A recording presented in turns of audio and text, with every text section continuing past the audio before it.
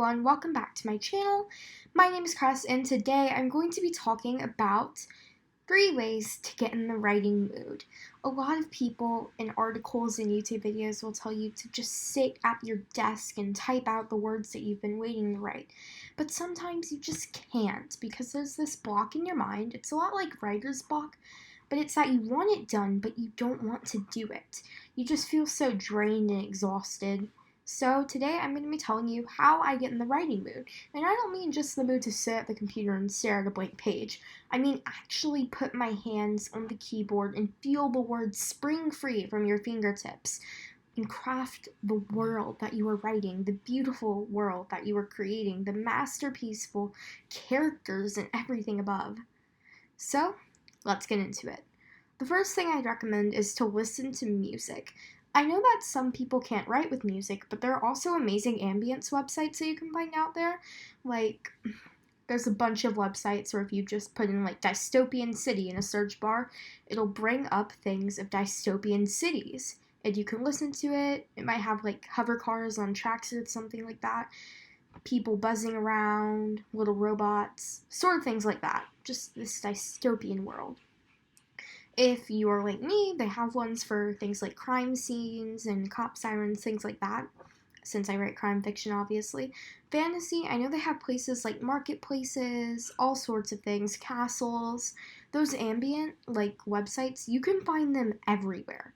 Like, if you just put into the search bar ambient sounds, like, I'm pretty sure that's one of the website names, ambient sounds, and then it'll just pull up this entire library of free ambient sounds that you can listen to while you're writing. As for music, with like lyrics, I'd recommend finding something that kind of fits your story that you can relate it to. Like, it really depends on the type of music that you're into, but if you can manage to find song lyrics that reflect the scene that you're writing, I find that it's really interesting and it's fun to write to. I know that some people can't really do the whole lyrics thing, but I know for a fact that I write really good with like upbeat piano music. I don't really do classical or symphonies, but upbeat piano music, all sorts of things like that. Violin is really nice, like really fast violin and things like that. Just anything, basically. But it really depends on what you're into, and I recommend like searching through music and ambient noises until you really find the thing that you like the most. That's what I found worked for me, and honestly, it's one of the most amazing things. I write with music every single day, and I know that a lot of people can't write with music, but just listening to music before you write can sometimes get you into the mood, and like sometimes if I can't think, I'll just turn off the lights in my room, lay down, and put my headphones on. Then I'll put on the music that I listen to when I normally write, and I'll imagine the scene before actually writing it. A lot of people don't think that this is the right approach to writing a novel, but in my opinion, there's no wrong approach to writing a novel. There's only writing and not writing, and there's only one bad thing in the novel writing world: not writing. So if lying down helps you envision your story and where it's going, and it gets your heartbeat going about where your story is going and makes you want to write it, fantastic. Do that. Like, in any sort of situation where you can just daydream and think of your novel, if you just like take a break from looking at screens and trying to stare at the blank page and being like, I don't know what I'm going to do, let your mind fly up into the clouds, let your body stay down here, and then your fingers will just type. That's how I find that it works for me.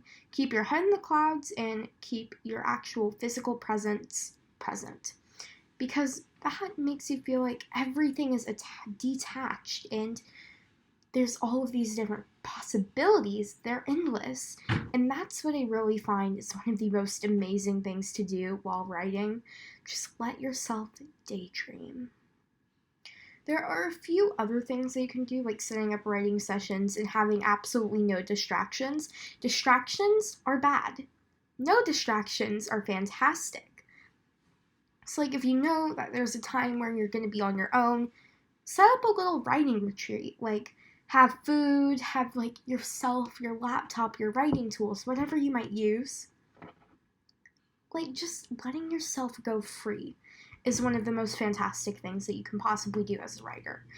And releasing your imagination out into the world is another one of those good things. Next, go out into the world.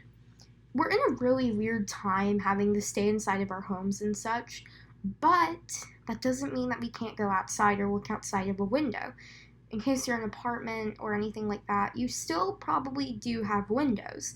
And it doesn't matter if it's staring out at another brick wall or something like that. Make yourself feel in a different sort of way.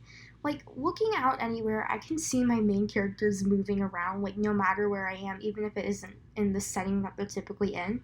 If you can train your mind to be able to see your story wherever you go, that is one of the most amazing things that you can do as a writer to get into the writing mood, I find. Go into a different area, write down what you see, listen to what you see.